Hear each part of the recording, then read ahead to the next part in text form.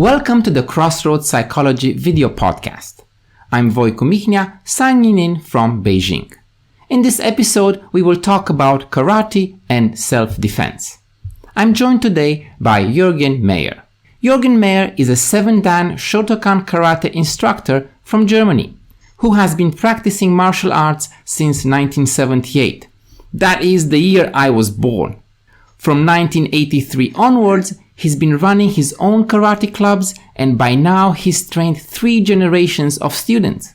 He's had a successful competitive career, both nationally and internationally, in both Kata and kumite. He is also a coach, a weapon specialist, and a speaker who promotes karate to the world. Thank you, Juergen, for agreeing to be on my podcast. Dear Mihnea, it's a great pleasure to meet you. Thank you for having me on your show.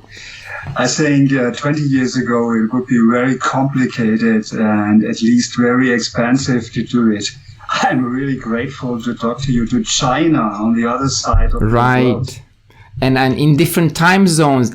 When we say it's great to finally meet, it is actually because we've never met before. We have just interacted online through YouTube, through messages. And I actually found you through Sebastian's channel, Tai Chi International. Mm-hmm. You had a podcast with him, and then I found your channel and I started watching some of your videos, and I was like, wow, there is so much information here. I have to say, I really fell in love with Sebastian. Sebastian is such a beautiful human being, especially in this tough martial arts world. He is so kind, he is well educated, he has values, everything I appreciate in a human being. Yeah. So you have been a martial arts practitioner all my life, and I'm 43 years old. Let's establish some context. So how did you start, and how has karate shaped you as a person, both physically, obviously, but also mentally? I'm living in Germany. Soccer is by far the biggest sport here in Germany. So I started in my youth playing soccer. There was no other possibilities. So I started with soccer. In the beginning, I had no car. My motorbike was broken, so I had to walk 4 or 5 kilometers 3 times a week. After a few weeks, somebody catched me up and I didn't have to walk anymore. I was so fascinated from martial arts, from the movement, not so on the self-defense side, only this fascinating new cultural world. And on the other hand, I have to say I was a little bit disappointing from football. When I was 14, we get a new trainer, and this was a tough guy. He was playing in the 2nd division, and it was all about endurance, running on a fast pace.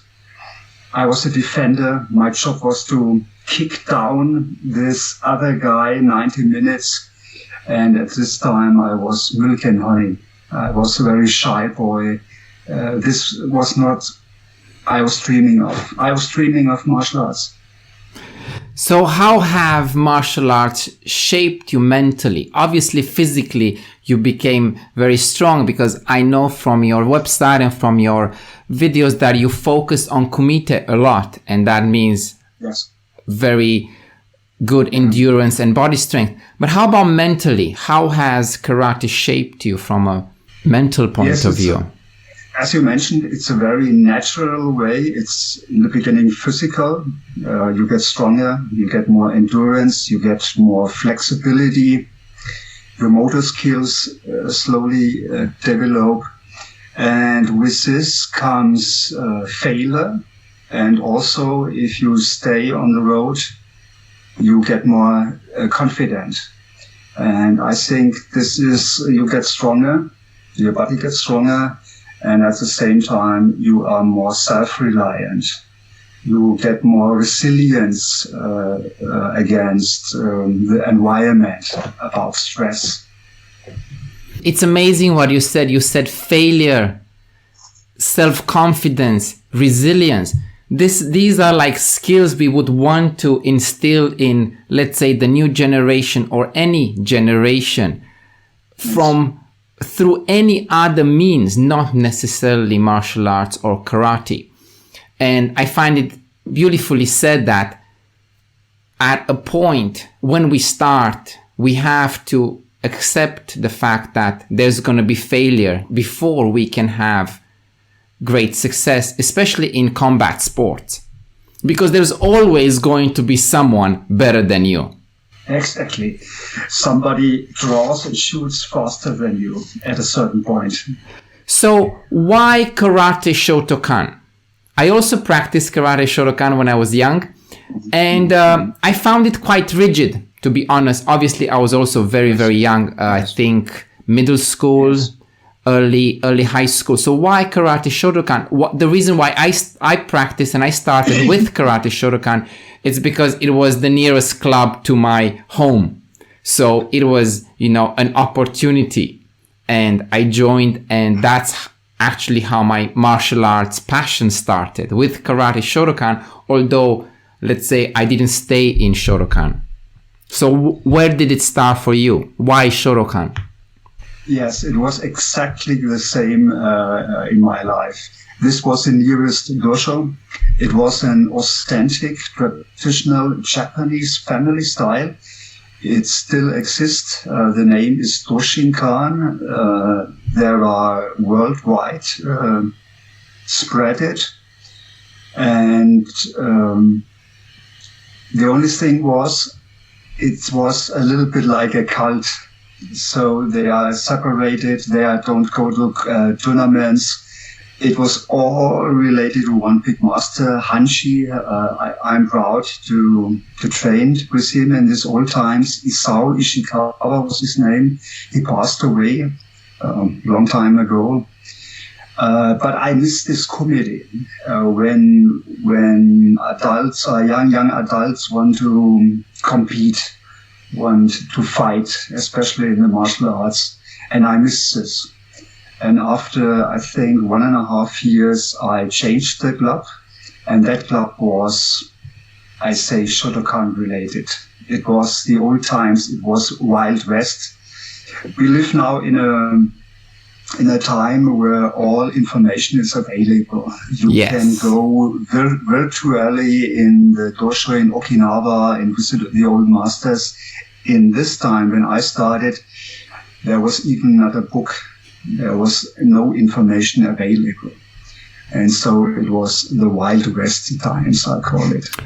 Yes, I totally understand what you're saying, because it was exactly the same when I started practicing serious martial arts and I was into Aikido, and there was nothing about Aikido.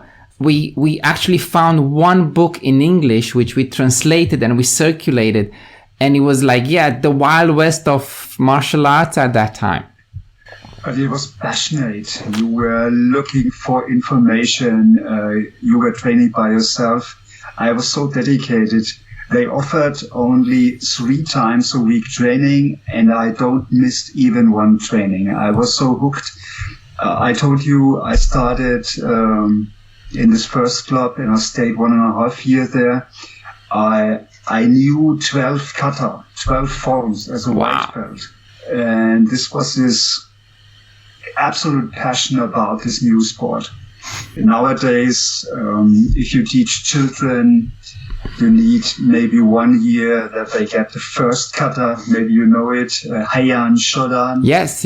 And when the adults are brown belts or black belts, they know maybe their student kata and the kata that is necessary to getting the next dan, graduation or anything like that. These were different times. Right. So now that we have some background, I want to be very practical in our discussion. There are so many topics we can discuss, but in this video podcast, I want us to focus specifically on how karate training and how skills in karate can be applied in real life.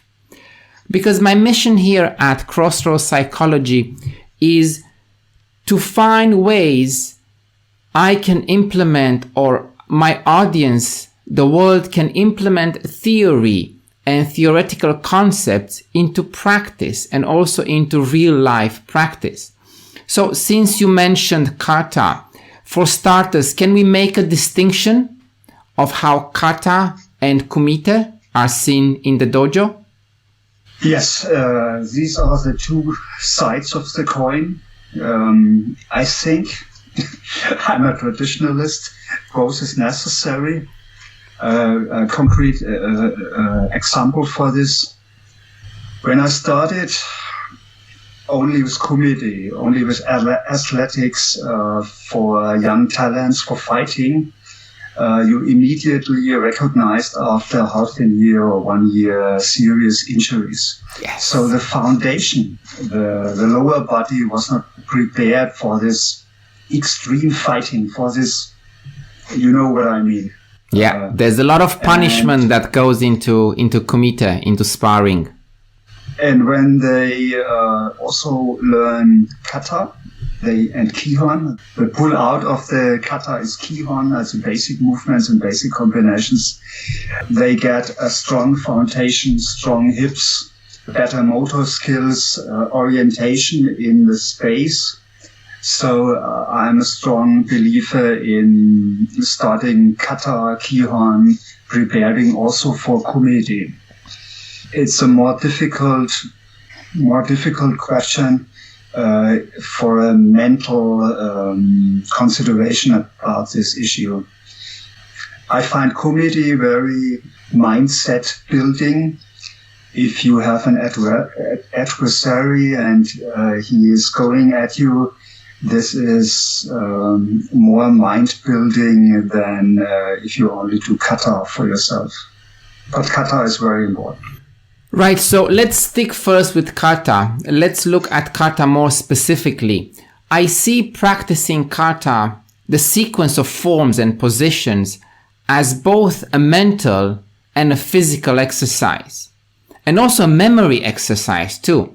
So I know that some martial artists focus more on kata because maybe they just don't want to get involved into kumite, because as you were saying, it can be really brutal, especially at high level practice and high level competitions. So what are the benefits outside of the dojo of practicing forms of kata?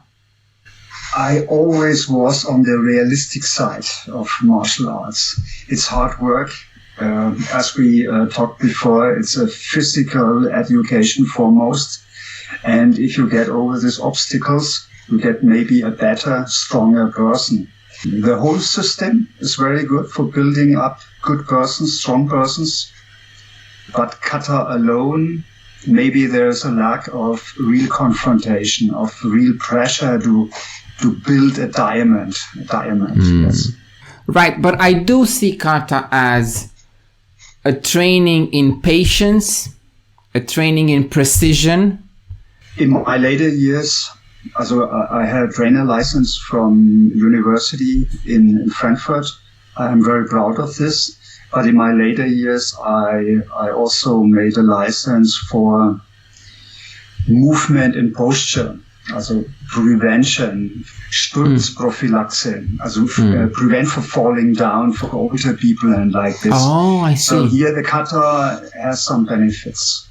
I see. Go left, go right, cross the feet. Where are your hips? Where is your balance? And then kumite, or training with an adversary, or sparring, is maybe what most young people think of when we say karate, and we have, the Jean-Claude Van Damme movies, which portray karate in a very grandiose way. But while in dojo or in a tournament, kumite has limited rules, right? So do you think that kumite training can be transferred, can be a practical self-defense training in real life? Despite other self-proclaimed karate masters, I really believe on the benefits of karate in self-defense. Karate is actually really, really good, especially against dangerous attacks. If you face an experienced brawler, karate is very good. If you face a young, talented kicker who is angry at you, karate is very good. If you have a grappler, you have something in your toolbox against grappling, you have joint locks, you have throws. If you face even 3 attackers with weapons, karate is very good. The downside of karate is it is not so structured for self-defense.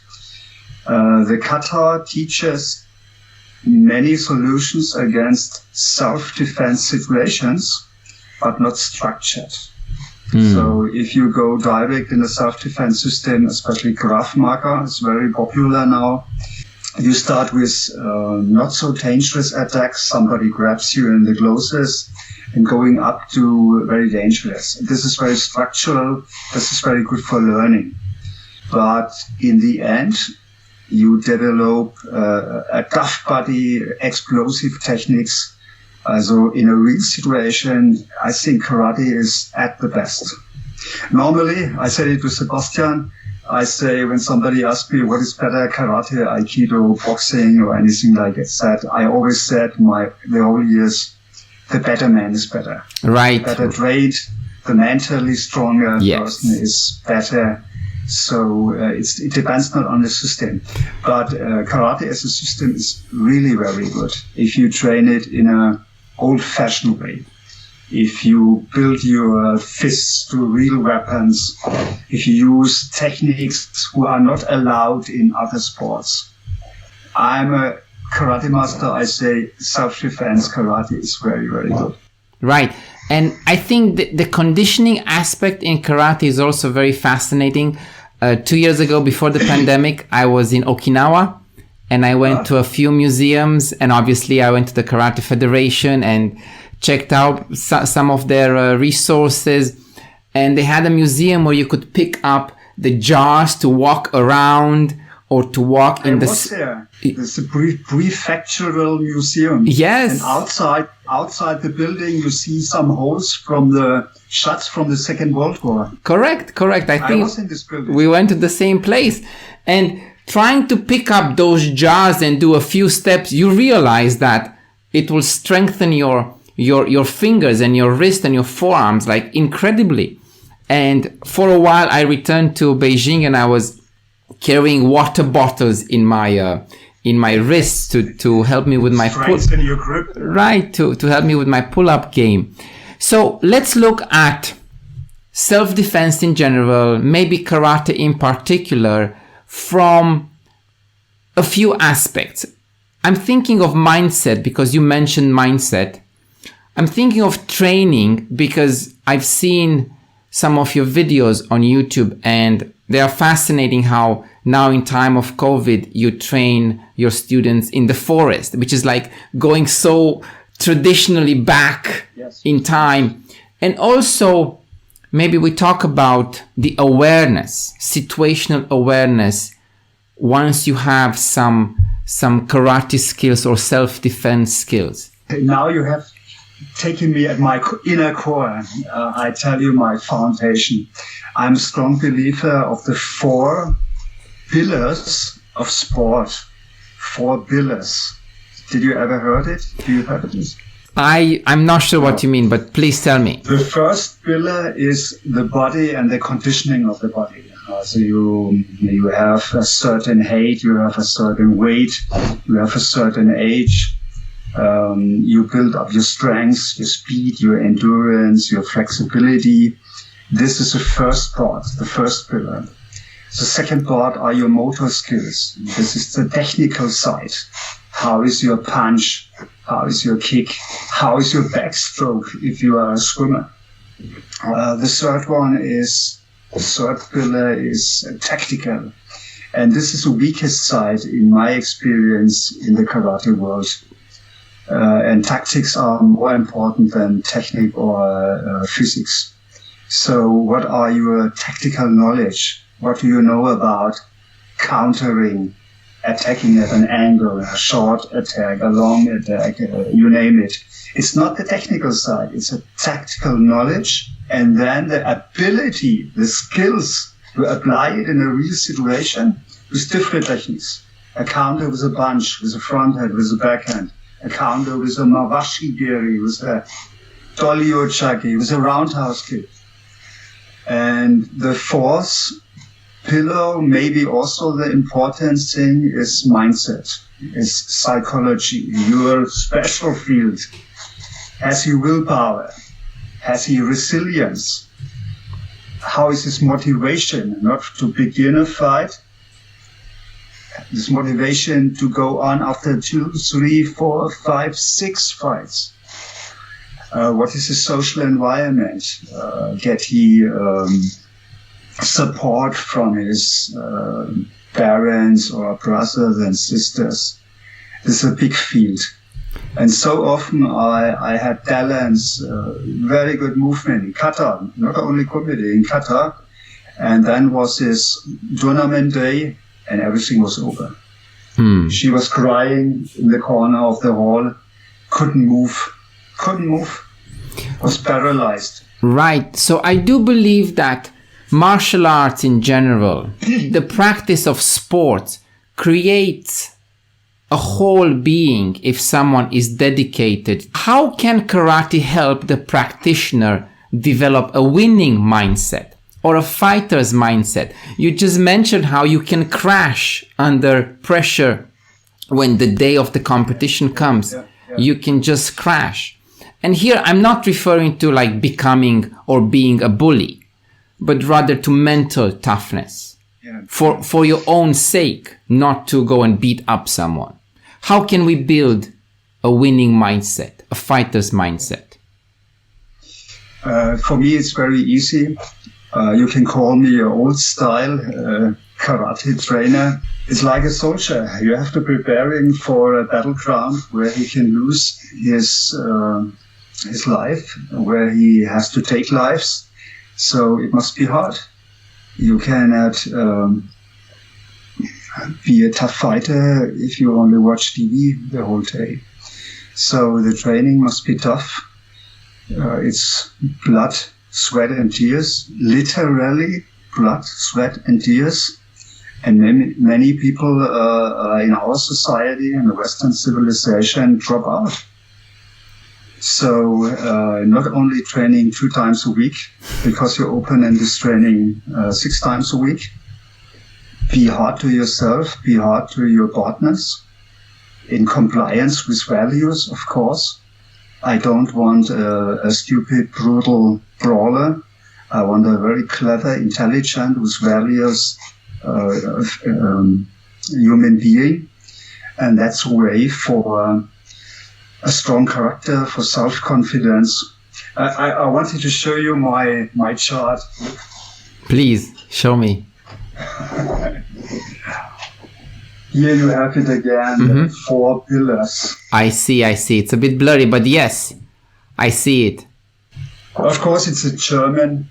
On the psychological side, you have mental strength, mental stability. What a term, mental stability.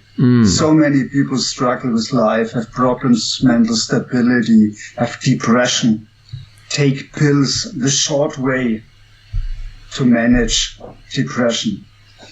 You need willpower, self-confidence, motivation. You must be in the right mood. You must have the right mood for fighting. You have to take risks. In fighting, you have to take risks. You need courage. Of course, fighting, you need courage. And this is also important, also for real life. You must have the ability to take hits. When somebody hits you, you cannot quit. If you fall down, okay, it's okay. But you have to stay up again. This old quote, stay up again and continue. This is a winner mentality. If you watch personalities who are very successful, you only see the glamorous side, the success side. If you check the life story of Steve Jobs, the Apple founder, you will find 10 years where he is almost laying on the floor and comes back. So it's stand up in life. Life is not perfect. Life is not a kindergarten. Right. So you mentioned here hard work, passion, and a willingness to stand up and do it again and again, although it hurts, right? And you cannot create a winning mindset, especially in fighting sports and in martial arts, if you do not accept the fact that there will be some pain. And you're right. I do think that these days, maybe the younger generations are a bit afraid of the pain aspect, and they want faster gratification when it comes to sports and to winning medals. And yes, I do understand what you meant by the Wild West and the old school of karate, because I had a very similar experience. So I want you to give me some practical tips, like some examples. What does karate training entail? What does it mean to train in karate? Give me some examples, both technical and physical. Be passionate, be dedicated, go over obstacles, accept the environment as it is. We're living in difficult times, especially now. This is coronavirus times, financially difficult times, socially difficult times. You must have a mindset, a system where you can rely on. And this must be in yourself. All people are looking outside. Help me. What is this? What is this? No, you have to find it in yourself. And martial arts is helping in this way. You get a strong character. You learned about the years. You can go over obstacles. If you have problems, this is not your really inner self. Your really inner self is good, has values. If the person has values. Of course. And you have to rely on yourself. It's a cruel world outside there. If you have one friend in your life, maybe Mihnea, we have a close relationship the next years, you are very lucky. You don't have 10 friends or 100 friends. It is actually, I will send you a video where I say exactly the same thing. Okay. I would rather have one friend who's a true friend than have 100 friends that are just friends when we meet or when we need each other. Yes. I have now a very selfish question. Okay. Most of my personal training involves upper body. I have a background in competitive archery, so for many years I was a competitive archer, and now I just coach archery to my students at school here in Beijing, but I also train regularly, but I mostly focus on my upper body. I do pull-ups, push-ups, mostly working at the pull-up bar. And every time I train with the school's PE teachers, they tell me, you only do a few exercises again and again and again. And yes, you're very good, but you lack other mobility skills. You lack maybe lower body strength. So for someone like me who is very confident with his upper body strength, what type of exercises do you recommend that I do for lower body strength? My recommendation is, many people have problems with the knees. Grab a tree, hug a tree, go down on the tree and pull a little bit up. This will relieve the pressure on the joints. And so you can do 50, 100, 500 as you like. And this would help a lot. Very classical squats in different positions, wide, narrow, different foot positions. This will help. Very easy. All right. Thank you. Thank you for the tips. I do like practicalities, and sometimes I don't want to go to the gym because I like to be outdoors, right? And I also like functional training. training in such a way so that it is useful for the everyday life. And here you mentioned the quality of life, right? And I think it's very important to stay physically fit. All right, so I want to ask you about awareness. I think you've mentioned a few things about awareness. How can one build awareness through martial arts, understand threat, understand that there can be situations where you can be in trouble, but you'd better not get into these situations? I think people misunderstand sometimes martial arts. They think we train so that we can go out and fight, when actually it's not about going out and fighting. Yeah, it's all about observation. I tell it in this way.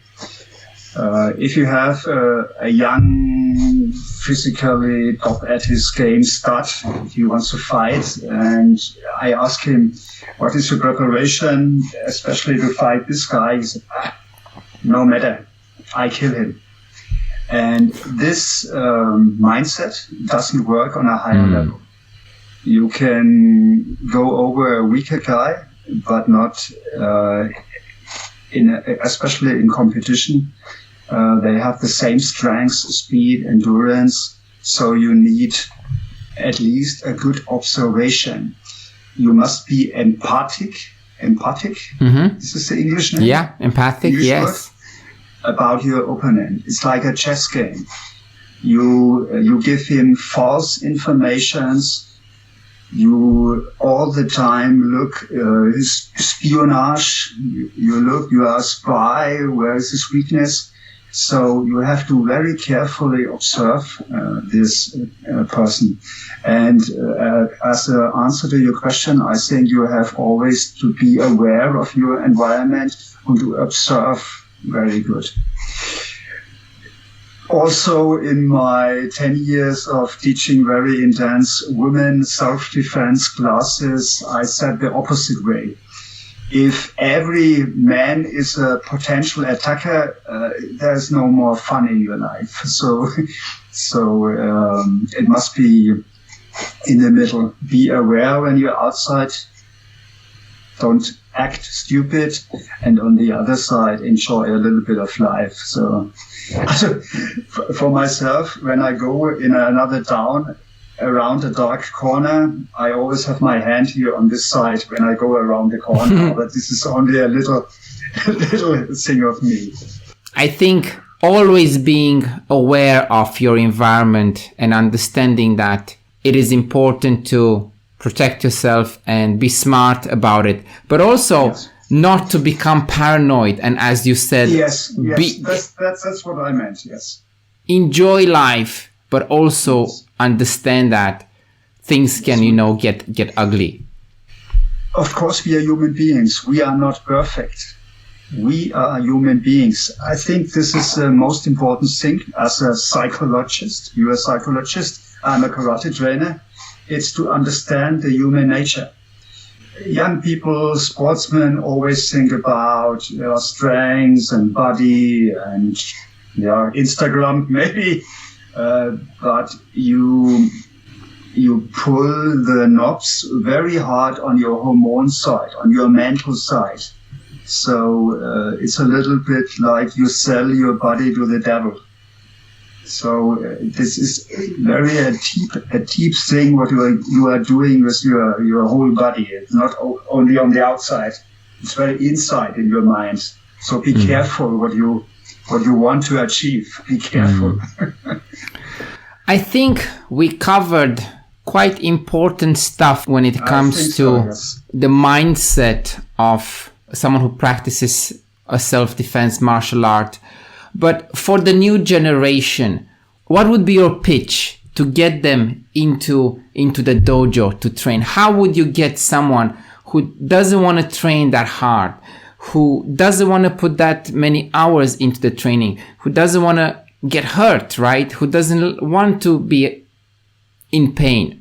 How do we get these youngsters into the dojo? What would be your pitch? How would you get them in?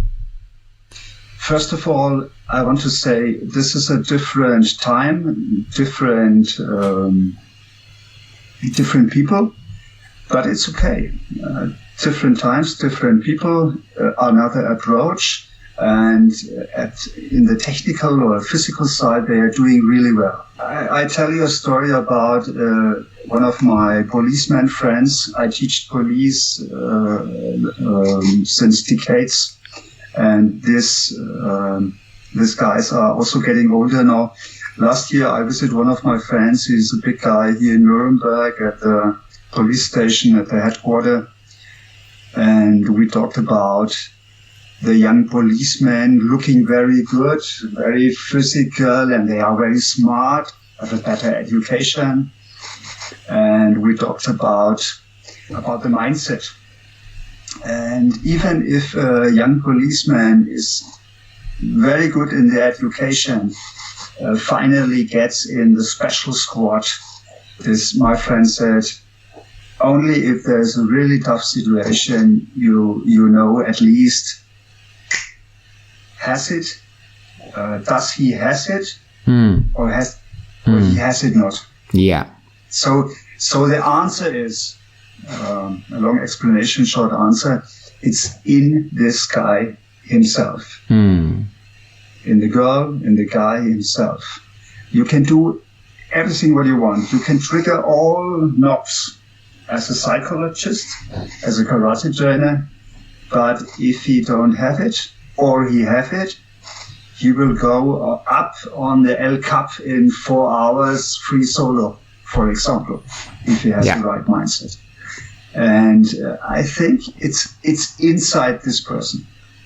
Juergen, thank you so much for taking the time to have a very interesting chat right here, so far away, Germany and China. But I think we touched on some very important points. And just to summarize, I think I could say that from our discussion, the mindset of a person who's training into a martial art, let's not say karate, the mindset of a person who trains in martial arts will make that person a better person. Would you agree? Hopefully. Hopefully. Hopefully. All right. Thank you. Thank you so much for your time. Mihnea, it was a great, great pleasure. And these are the moments where we live to. These are precious moments. A good talk is the best of all. Yes, thank you. And I'm really curious to know, what do you think? Let me know in the comment section below. What martial art do you practice? And why do you practice a martial art? And let's start a conversation about the importance of self-defense, the importance of situational awareness. And if you want to make sure you don't miss the next episode, please subscribe to our channel. Until next time, this is Mihnea. Bye.